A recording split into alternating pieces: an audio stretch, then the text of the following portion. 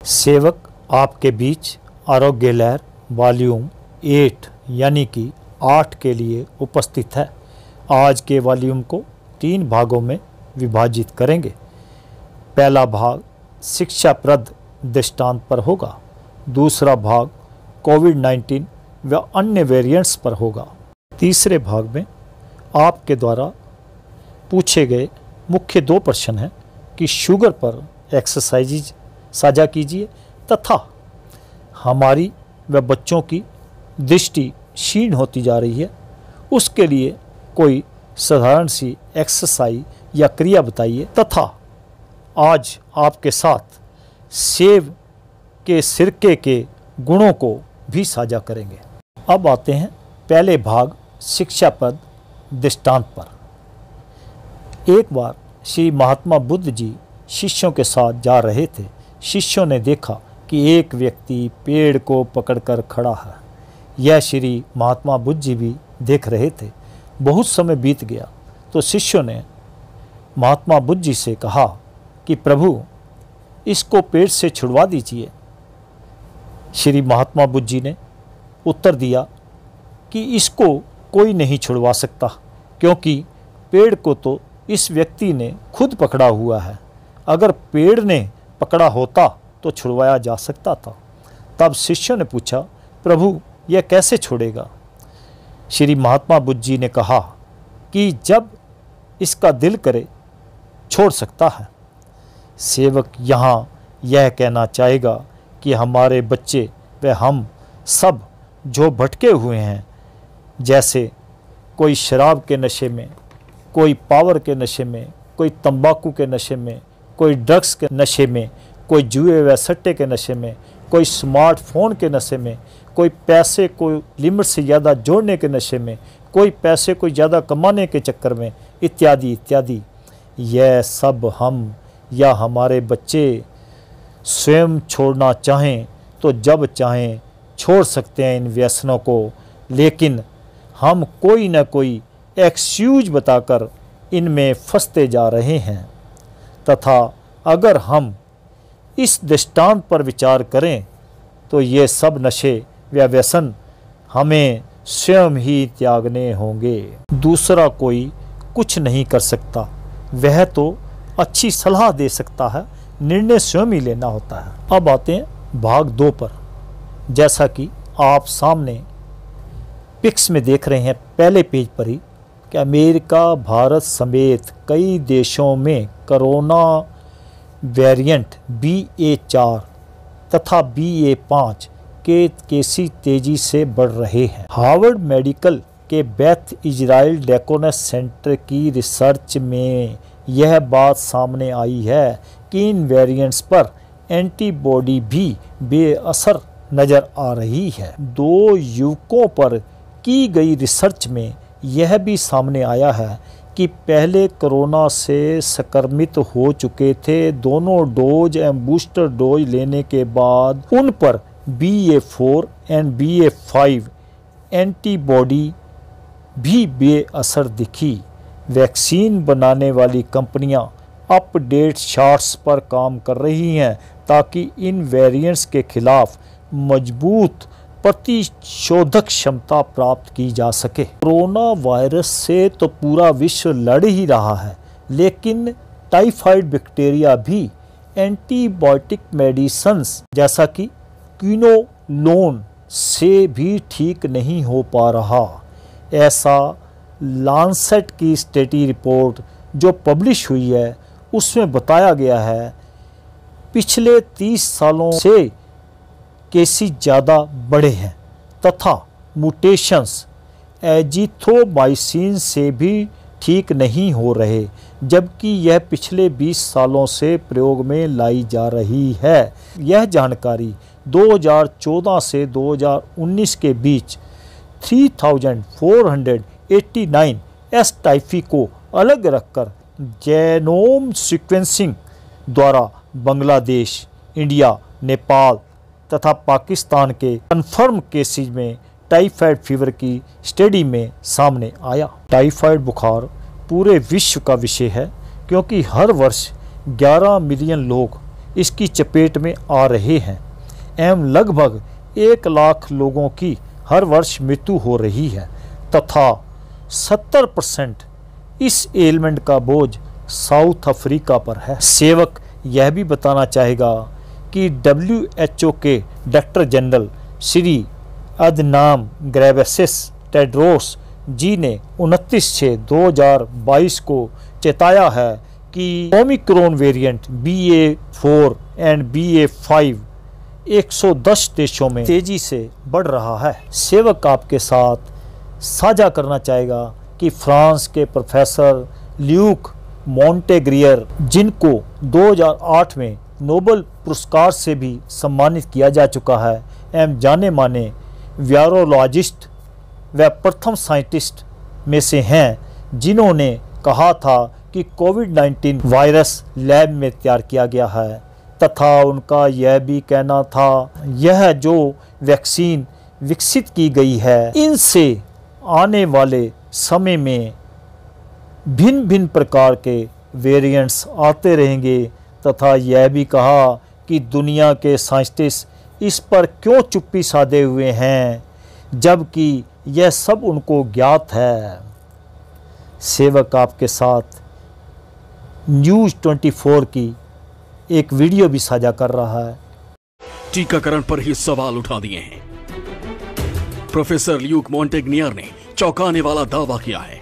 उन्होंने कहा है कि वैक्सीन कोरोना वायरस को रोकने के बजाय उसे और भी ज्यादा ताकतवर बना रही है और कोरोना के नए नए वेरिएंट आने के पीछे भी टीका ही है। फ्रांस के इस प्रोफेसर के दावे से पूरी दुनिया में हड़कंप मच गया है। साथ ही वैक्सीनेशन को लेकर सवाल भी उठने लगे हैं। हालांकि प्रोफेसर अपने दावे पर अटल हैं। एक इंटरव्यू में प्रोफेसर ल्यूक मॉन्टेग्नियर ने कहा कि वैक्सीन कोरोना वायरस को नहीं रोकती, वैक्सीन इसके विपरीत काम करती है, यानी वायरस को ताकतवर बनाती है। टीके से कोरोना के नए वेरिएंट ज्यादा खतरनाक होते हैं। वैक्सीनेशन पर पैंडेमिक साइंटिस्ट की खामोशी पर उन्होंने हैरानी जताई। उन्होंने कहा कि वैक्सीन से जुड़े सभी तथ्यों के बारे में महामारी वैज्ञानिकों को अच्छे से पता है। बावजूद इसके उन्होंने इस पर कुछ भी कहने की जहमत नहीं उठाई। फ्रांस के प्रोफेसर ल्यूक मॉन्टेग्नियर को 2008 में नोबेल पुरस्कार मिल चुका है और वो जाने माने वायरोलॉजिस्ट भी हैं। इसलिए उनके दावे को हल्के में नहीं लिया जा सकता। प्रोफेसर ल्यूक मॉन्टेग्नियर ने वैक्सीनेशन को वैज्ञानिकों और मेडिकल की बड़ी गलती बताया। उन्होंने दावा किया कि वैक्सीनेशन पर खामोशी वैज्ञानिकों की बड़ी गलती है, जिसे किसी भी कीमत पर स्वीकार नहीं किया जा सकता। पूरे मामले को इतिहास में भी दर्ज किया जाएगा, क्योंकि टीकाकरण ही नए वेरिएंट पैदा कर रहा है। वैक्सीन शरीर में एंटीबॉडी बनाती है, जिससे वायरस दूसरा रास्ता खोजने या फिर मरने को विवश होता है। इसी वजह से कोरोना के नए वेरिएंट सामने आते हैं। वायरोलॉजिस्ट प्रोफेसर ल्यूक मॉन्टेग्नियर ने कोरोना से मौत और वैक्सीनेशन को अच्छे से समझाते हुए कहा कि टीकाकरण का ग्राफ मौत के ग्राफ के साथ चल रहा है। मैं बेहद करीब से इसका अनुसरण कर रहा हूं। साथ ही ऐसे मरीजों के साथ प्रयोग कर रहा हूं जो वैक्सीन लगने के बाद संक्रमित हुए हैं। रिसर्च से पता चला कि वो ऐसे वेरिएंट बना रहे हैं जिन पर कोरोना वैक्सीन कम प्रभावी है। इसको एंटीबॉडी डिपेंडेंट इनहेंसमेंट कहा जाता है। आपको बता दें कि पिछले अप्रैल में ही वायरोलॉजिस्ट प्रोफेसर ल्यूक मॉन्टेग्नियर ने RAIR की एक रिपोर्ट में बड़ा दावा किया था। उन्होंने खुलासा किया था कि कोरोना वायरस को लैब में बनाया गया है। हालांकि उस वक्त उनके दावों का कुछ संगठनों ने विरोध किया। अब आते भाग 3 पर। इसमें स्वास्थ्य पर आपके 2 विषय थे। एक आपने पूछा था कि शुगर पर साधारण सी एक्सरसाइज आपको बताइए, और दूसरा था कि बच्चों की एवं हमारी सबकी दृष्टि क्षीण होती जा रही है, उसके लिए कोई साधारण सी एक्सरसाइज बताइए। जहाँ तक शुगर का सवाल है, सेवक आपसे यह साझा करना चाहेगा कि आपका अपना आरोग्य लहर वॉल्यूम 48 यानी कि 48, जिसमें शुगर डिसीज पर बहुत विस्तार से चर्चा भी की गई है और एक्सरसाइज भी बताई गई है। सेवक प्रार्थना करेगा कि आप उसको देखिए, वह आपको यहाँ पर दिखाया जा रहा है। जब आप इसको डिटेल में देखेंगे तो आपकी शुगर की समस्या हल होने में आपको बहुत सहायता मिलेगी। अब आते हैं आँखों की रोशनी के लिए साधारण सी एक्सरसाइज पर। देखिए, अपने पैरों को ऐसे कर लीजिए, थोड़ा सा ऑयल लीजिए अपने हाथों पर, बिल्कुल माइल्ड। ये जो है आप अपने पंजों पे अच्छी तरह करके इसको अपने तलियों पर पैरों की नीचे लगा लीजिए अच्छी तरह, फिंगर्स पर, इन पर नीचे के फुट पर पूरा लगा लीजिए दोनों तरफ। अब ये आपने ऑयलिंग की। देखिए आपकी दृष्टि के लिए ये यंगेस्ट फिंगर एंड उसके साथ वाली फिंगर, जो 2 फिंगर हैं, इन दोनों फिंगर को ऐसे जो हमारा उठा हुआ पोर्शन है यहाँ से ऊपर की तरफ लाइए, हल्का सा प्रेशर देते हुए, बिल्कुल माइल्ड। आपने जोर से नहीं दबाव करना, ऊपर की तरफ ला रहे हैं। अपने प्रभु का नाम, अपने वाहिगुरु का नाम, अपने अल्लाह का नाम, अपने गॉड का नाम, जिसको भी आप मानते हैं लेते रहिए। ऐसे 1-2 मिनट ऐसे कीजिए। फिर उसके बाद इस फिगर को प्रेस कर लीजिए। इससे आपकी आँखों की रोशनी बढ़ने में सहयोग मिलेगा। सेवक बोनस रूप में आपको यह बताना चाहेगा कि अगर आप ये वाली दोनों फिंगर जो ये अंगूठे के साथ हैं, इनको भी ऐसे करेंगे तो आपकी सुनने की क्षमता भी बढ़ेगी। अगर आपकी सुनने की शक्ति कम हो रही है तो वो भी बढ़ेगी। ऐसा आप बुजुर्गों को भी कर सकते हैं, दृष्टि के लिए भी, सुनने की क्षमता के लिए भी। फिर इन फिंगर्स को प्रेस कर दीजिए साइड से और ऊपर से। अब ब्रेन के लिए, मेमोरी और कंसंट्रेशन को बढ़ाने के लिए थंब को ऐसे गोलाकार में ऐसे करिए और यहाँ से साइड से ऐसे, ये ऐसे कीजिए। फिर प्रेस कीजिए, हल्का हल्का यहाँ पे प्रेशर दे दीजिए और इसको नीचे की तरफ करिए। ऐसे ही इसको प्रेशर दे दीजिए, हल्का सा बीच में ऐसे और ऐसे बाहर की तरफ। ऐसे अब नीचे से ऐसे लाइए और ऐसे लाइए। ऐसा करने से आपकी दृष्टि बढ़ेगी। दूसरी एक्सरसाइज लेट के है। अपने शरीर को बिल्कुल ढीला छोड़ दीजिए। ये अब आपकी दृष्टि, सुनने की क्षमता, आपकी मेमोरी, कंसंट्रेशन के लिए एडिशनल एक्सरसाइज है। आपने शरीर को बिल्कुल ढीला छोड़ दिया है, शिथिल कर दिया है। अगर कहीं पे आपको कोई खिंचाव लग रहा है तो हिला डुला कर ठीक कर लीजिए। अब अपने ध्यान को यहाँ आज्ञा चक्र पर लाएंगे। ये आपकी नोज और आईब्रोज के बीच में जो प्लेस है, यहाँ पर लाएंगे अपने ध्यान को। यहाँ पर पल्पिटेशन का अनुभव करेंगे। जैसे हमारे हाथ में यहाँ पे पल्पिटेशन होती है, हम पल्स अपनी काउंट करते हैं, यहाँ पे पल्पिटेशन का अनुभव कीजिए और अपने धर्म के अनुसार नाम उच्चारण करते रहिए मन ही मन में।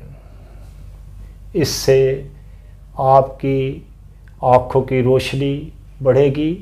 अंदर की जो छोटी छोटी रेशेदार नसें हैं वो एम्पावर्ड होगी, यानी कि उनको शक्ति मिलेगी। आपकी हियरिंग पावर बढ़ेगी, आपकी नोज की सूंघने की क्षमता बढ़ेगी और आपका कंसंट्रेशन एंड मेमोरी भी बढ़ेगा। अब राइट साइड पे होते हुए उठ के बैठेंगे। आपको जो प्रभु से आज्ञा चक्र जागृत करते समय शक्ति प्राप्त हुई है, उसको हाथों में ऐसे रब करेंगे और अपनी आँखों पर लगाएंगे।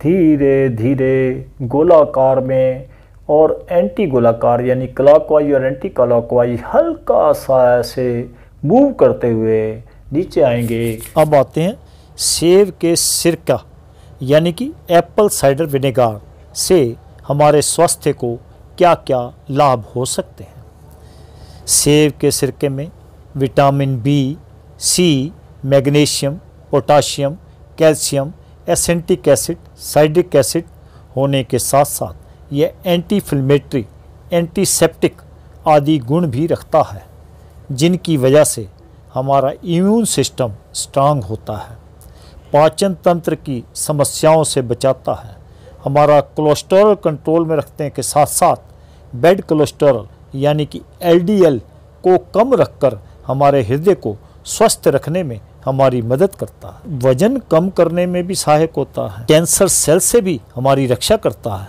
हमें जोड़ों के दर्द में भी फायदा देता है तथा दांतों को साफ रखने में भी हमारी मदद करता है।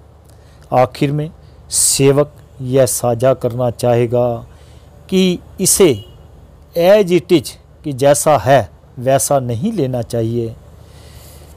इसको जूस या ड्रिंक में मिलाकर नहीं लेना चाहिए।